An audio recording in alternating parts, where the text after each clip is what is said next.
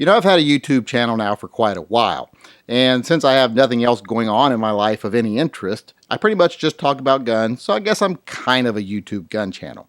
And as a gun channel, since I started doing this, there's one question that I've gotten more than any other question. Well, other than, why are you such a fag? That question is, what is the best carry gun? And I hate to break it to people, but there is no best carry gun. It's going to be different for every person. But if you're asking me how to choose the best carry gun, I do kind of have a little system that I use when I'm choosing a carry gun. And I'll share that with people now since people ask me so often. Now, this group of guns I'm showing you here isn't all the guns that are options for carry. This is just a good sampler. Like, let's say these are the 9 guns you've narrowed it down to that you really like. It could be any 9 guns, it could be any number of guns. I'm just using these 9 guns here as an example. This is what I'm starting with as my field, and I'll use my little system to narrow it down.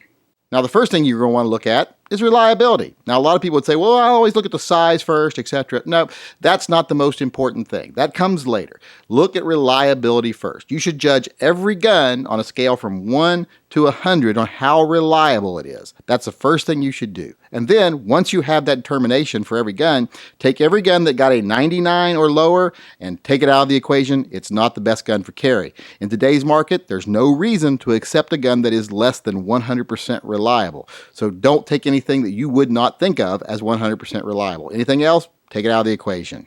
So that's going to mean goodbye Kel-Tec. I know that's going to break a lot of people's hearts out there, but it's garbage. It's gone. Now, once you've determined which guns are reliable, you're going to want to look at compatibility. How well do you work with that gun, and how well does that gun work for you? You have to be able to shoot this gun well. Any gun you choose for concealed carry should be a gun that you shoot as well as any other gun you ever put in your hand. It should be on the tops of your list of how well you do with it.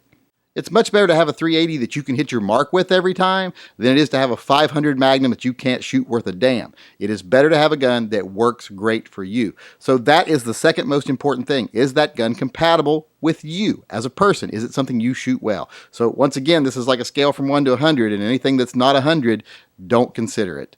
Like, for example, if the Glock grip angle doesn't work for you, don't consider it as a carry gun. Don't try to get over it because you're like, well, everyone says they're so wonderful. If it doesn't work for you personally, don't carry that gun. And there could be other factors that make you not shoot a gun well. Say if it's got a bad trigger. Common problem with the M&Ps is a lot of people don't like the trigger. They just can't master that trigger. They can't shoot the gun well because of it. So that should not be in the running as a carry gun for you if that's the case with you.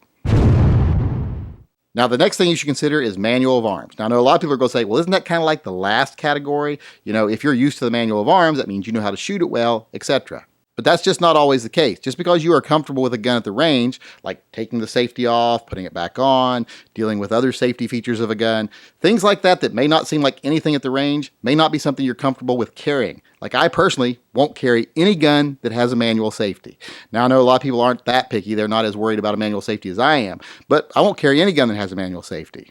But for the sake of this video, let's just say I don't like the Ruger. I don't like the Ruger because it has the manual safety and it's got a lot of other safety features involved in it, like passive safeties, like a magazine disconnect, etc. These warning flags. I would never consider it for a carry gun, so that would be off the list for me. And then after all that, the next thing you need to consider is ease of carry. Is this a gun you will carry all the time? Is it easy to have with you? Because it doesn't matter if a gun is the best gun in the world. If you don't have it with you, it'll do you no good. Now, you can say things like, okay, this gun might be too big for summer carry, but I'll carry it in the winter. I'll carry a different gun in the summer. That's all well and good. But every gun you choose has to be something you will carry either all the time or all the time that you designate that as your carry gun.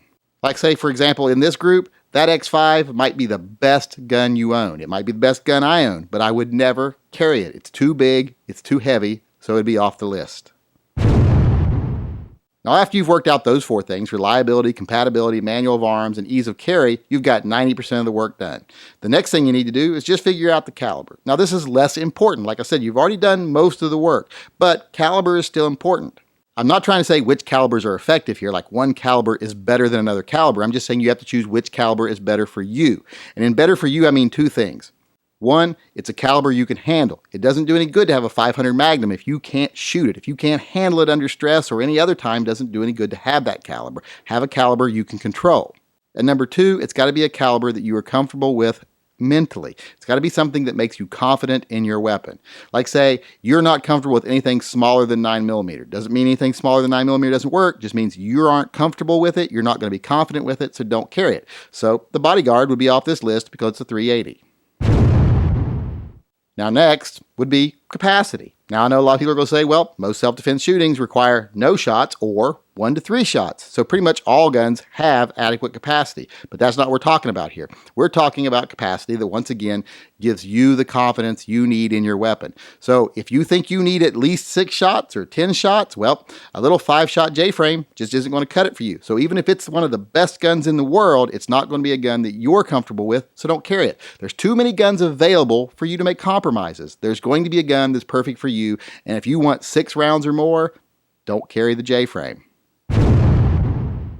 Next, think about accessories for a gun. Are you going to be able to get holsters for it? If you can't get a holster for it, it's going to be kind of hard to carry it. So you got to be able to get all the things you're going to need. And don't just get like one holster for it. It's got to be able to have all the accessories that you need to carry anytime, anywhere. Like if you need a wallet holster sometimes, a pocket holster sometimes, a shoulder holster sometimes, etc. Make sure you can get those things for that gun. Now, you don't have to have all those things for every gun, but if you're someone that's going to carry in those ways, you need to be able to have the materials and the equipment to carry in the way you would normally carry, and you need to be able to carry the gun that you will be carrying. Now, luckily, these days, you can pretty much find accessories for every gun. There's so many custom makers out there that they will make you something for everybody. And plus, most mass producers produce for almost every common gun now. So unless you're choosing something really odd, accessories probably isn't going to be an issue, and you're probably not going to have to rule out most guns on the market because of accessories. And you know, the last thing I will talk about is cost. Because people always say, well, this gun's a bargain. You know, there's no such thing as a bargain when it comes to carry guns. If it's not 100% perfect, then it ain't a bargain, it's just cheap. Because your carry gun might not only have to protect your life, it might have to protect the lives of your family. How do you put a price on that? How do you put a price on something like this? I know I couldn't. I would spend anything to protect them. So I'm definitely going to spend a few more dollars to get what I would consider to be the perfect carry gun. Because like I said, it might have to protect me and my family. So cost is not going to be a factor in choosing a gun until I get to the end of this system and I've got 2 guns that are perfect. 2 guns that are reliable, compatible, have a manual of arms I like, they're easy to carry, I like the caliber, I like the capacity, I can get accessories for it. Both guns are equal in every way. Well, then I can consider price. Then I can choose whichever one's cheaper if I want to and buy that one. That's the only time it's okay to pinch pennies with a carry gun. So there you have it. That's pretty much how I choose a carry gun. Now you can use this system exactly. You can modify it for yourself, whatever. It's pretty easy to do. Just remember that when it comes to concealed carry guns, if they're not 100% perfect, they're not a bargain, they're just cheap. And in today's market where there's not only a plethora of choices, but most of them are affordable, you don't have to settle for anything less than what you consider to be the perfect carry gun.